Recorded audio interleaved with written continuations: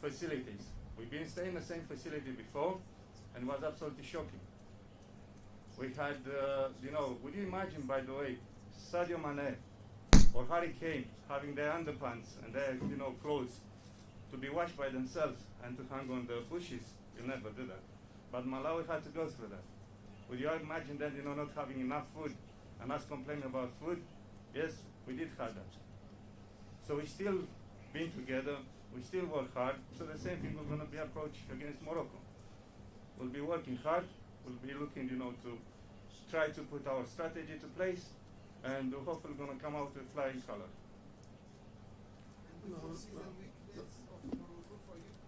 Well, the weakness of Morocco, I'm not sure, that they have many. Particularly that if you look, Morocco has not been lost in the last 30 matches. They're unbeaten. They had 21 clean sheets. So defensively, they're extremely strong. And it's the most informed team from that perspective. In the last 7 matches, they had 7 clean sheets. They have fantastic players all over Europe. They play very good football, extremely good coach. So I cannot see, too many weaknesses. I just see, our strength to be, organized and to try to play as best as you can. Yes, questions? There. Titi.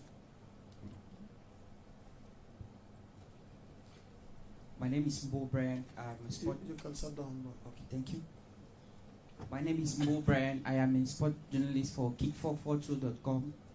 Coach, let me begin by congratulating you for getting up to this stage of the competition. We know it has been a hard nut to crack.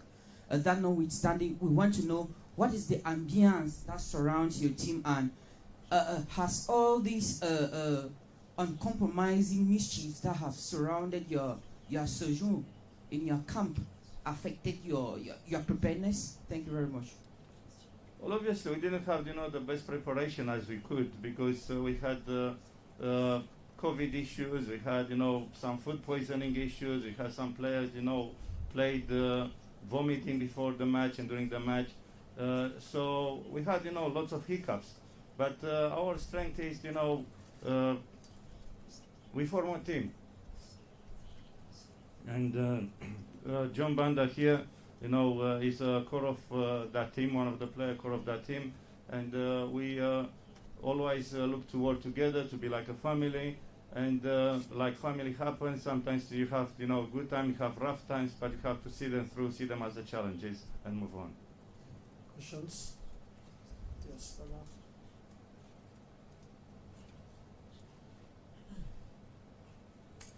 Bonsoir à tous, Merlin Kamla, je travaille journaliste. Je travaille pour la Cameroun Radio Television. La première question elle est adressée au coach. Coach, s'il vous plaît, on veut avoir les nouvelles de l'équipe du Malawi. Y a-t-il des blessés? Y a-t-il des cas Covid? Ça, c'est la première question. La deuxième, c'est pour le joueur. Le Malawi est à sa 3e participation, mais jamais n'avait traversé la phase de poule. À votre avis, lorsque vous regardez la compétition depuis le début, jusqu'où vous pensez aller? Merci.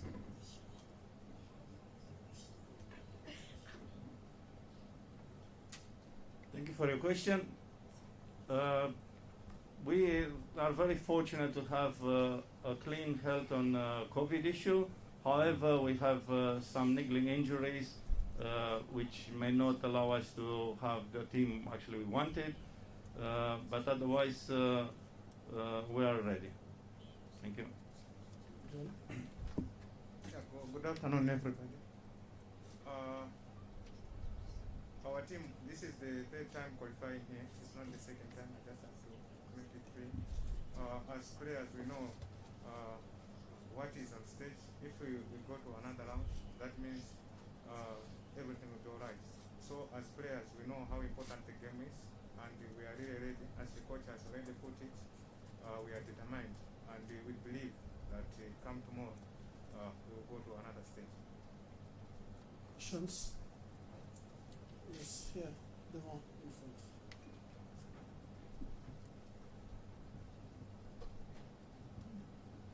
Very much. My name is Caroline CRTV. I have 2 questions, one for the coach and one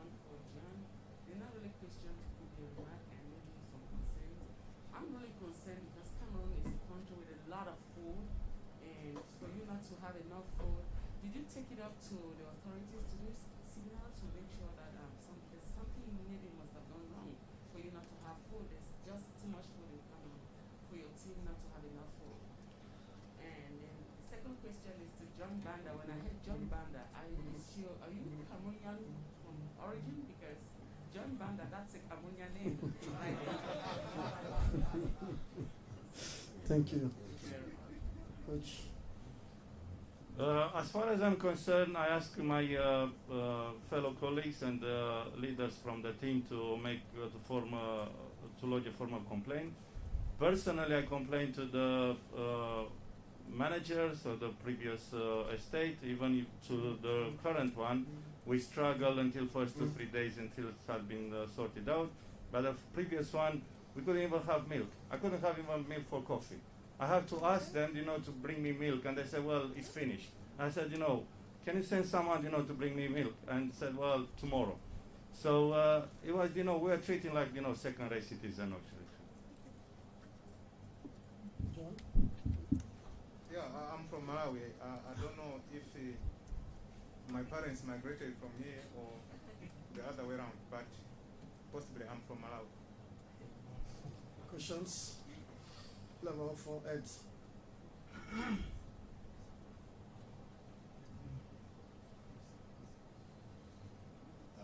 Good afternoon, Ed Dove, ESPN, Coach Brunazia.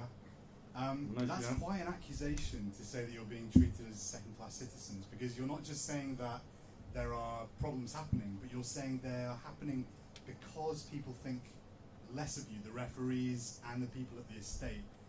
Who do you think thinks less of you exactly, and why? Why is Malawi being treated like this, do you think? And a question for both of you. You guys and Comoros are the last two teams standing from the Kasafa region. That's a massive achievement considering some of the big teams in that region. How do you explain that two of the littler teams in the region are the last two standing in the Nations Cup? Thank you. Thank you so much. We know that we are... John, please get closer to the microphone because of the mask. Thank you. Okay, thank you so much. We know that we are the only two teams that are remaining in the Kosafa region, and possibly we believe that we can still stand for them.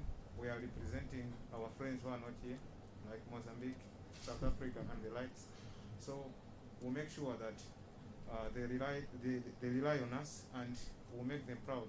And for ourselves, again, we know that this is the game of our life, and we'll possibly make everything possible to win.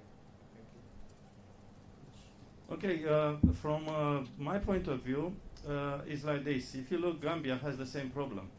I don't think would be, it sometimes talks about, inclusions and things like that, and, that you want to have minnows and you want to have small teams coming and doing this kind of, fancying and, fantastic things.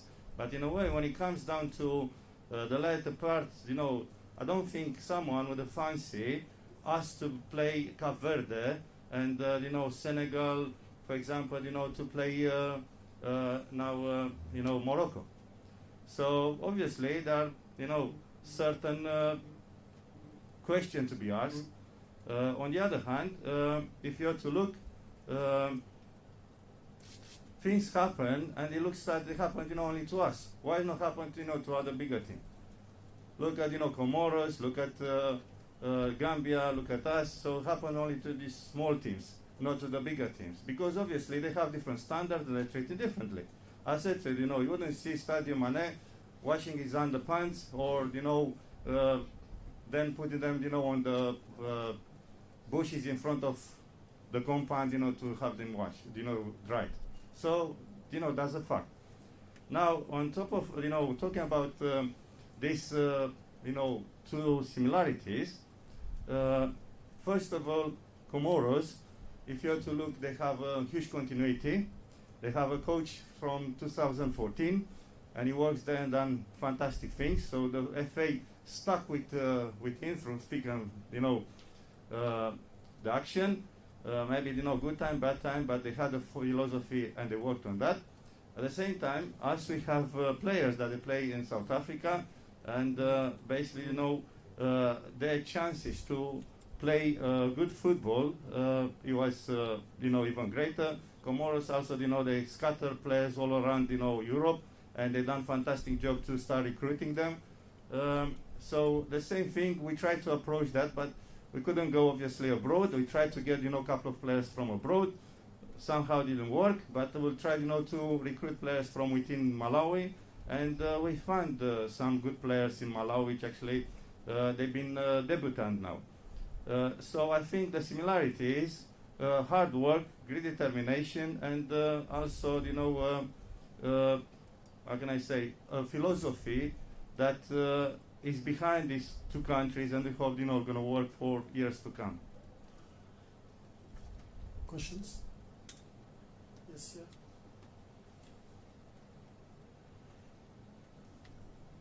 Victoria for the BBC. So, Coach, just to be clear, you're literally saying that you did ask to have the clothes of the player to be washed, and that was not possible in your hotel. And a question for John Banda. We've seen some teams causing trouble and issues to favorites. What will be key for you to try and surprise Morocco? How do you think, what would be the key for your team? My personal clothes has been washed, but players' clothes, I saw them, they're not washed. Particularly myself being 10 days in isolation, I could see only what actually it was there. Now, the thing is this, you cannot allow that. If you are a hotel manager and you see all that things happen there, obviously you'll take a charge. You cannot allow that kind of things to happen in today's day and age at this kind of stage of competition. So probably John would know exactly what actually was happening that he could pinpoint. Yeah, as the coach has already said, we are facing some problems. Our clothes have not been washed. It's true, and it's very unfortunate that we are taking as underdogs. I think we, as Africa, we need to be treated equally. Senegal, Nigeria, and all other teams, we need to be treated equally. This is a competition. There are no teams that are granted that they will win the competition. No. So we need equal treatment and fairness. Questions?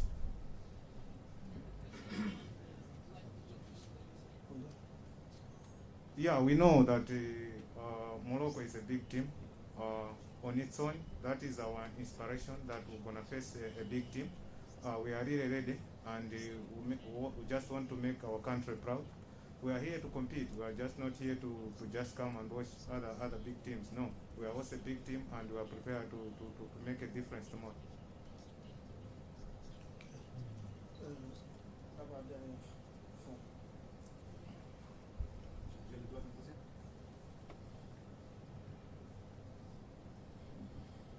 Thank you. Just another one from me. Could you both pay tribute to Gabadinho Mango of Orlando Pirates? He scored the double against Zimbabwe. What does he bring to the team, and how important is it for you that he's on song against Morocco?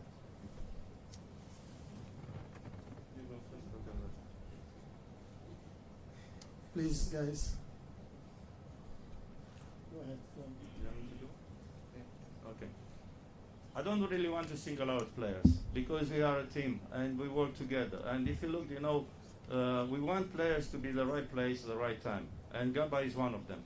But however, that has to be achieved also through teamwork and great determination from everyone. Yes, sometimes, obviously, that's the reason you have attackers to score goals. But that's the reason you have defenders to defend, midfielders to try to build up, goalkeepers, to try to save everything what actually is led by the others. But in the end of the day, you have a team. And it's important the teamwork to work, because sometimes anyone could spark, but as a team, we'll have a better chance rather than looking, to single out on an individual and to praise on achievement. Obviously, you have individuals that makes difference, and we want that, like Gaba, to make a difference. But at the same time, that will be achieved through great teamwork. Okay. You take a question, madam. You wanted to ask a question? Titi, ici le micro.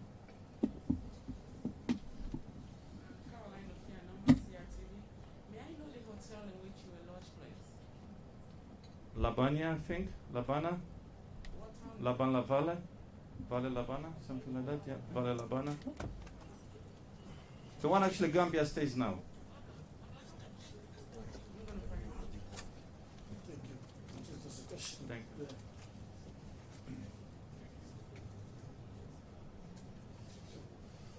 Another question. But please, it's important for you guys know we are doing this press conference is a pretty much press conference. It will be also important to ask a question about the matches. The side things happened. The report have been done. We've heard what the team of Malawi is saying about. We will do the report and we have found a way. But it's also important you also stay on the ground and talk about football properly. Thank you. Thank you very much. My name is Faith. I work for CRTV. My question goes to the coach. Coach, a while ago while speaking, you said the treatment they gave you was not like they gave other big names, and among the big names you called Comoros. Are you implicitly trying to say you acknowledge that your side is an underdog? And then the second question, if that's true, how then do you intend to face Morocco, which is which looks like the favorite of your outfit tomorrow, of your fixture tomorrow? Well, let's put it straight, favorites and underdogs are, terms used in, some sort of appreciation. Depends, what you're looking for. In the end of the day, there are two teams who are going to go on the pitch and will try to compete as much as possible on the equal terms, provided that the equal terms are going to be supplied. We go there, to win it. We have to go there to qualify. We don't want just to make, like until now, we played all the matches to win. We had our chances. We done really well on that aspect. So that will do tomorrow. If you want to call us underdog, it's up to you. But I wouldn't take that. Thank you. We'll take one last questions before we end this press conference. Questions? Okay. Maybe I'll ask the questions personally. Coach, since the beginning of the tournament, how have you been seeing the level of the tournament? And also, which are the players that have been doing really good and well on your side, on your eyes, as a technician of football? Thank you. Well, let's put it say, the teams that actually they were doing very well, even though they may not have expressed all the time on the pitch. There are, to my opinion, three teams, and that's Cameroon, that's Morocco, and that's Senegal. So these teams, they really had expression. However, there are two teams that they were kind of, a little bit under the radar, like Tunisia, a great team, and if you look, you'd be surprised, but Burkina Faso is also a team that it plays really well on their days. Okay, so thank you, Coach. Thank you very much. Thank you, Mr. John Banda, and wish you all the best for the tomorrow match. Thank you as well, you guys, fellow journalists, and see you today for the official training of the two teams. Thank you.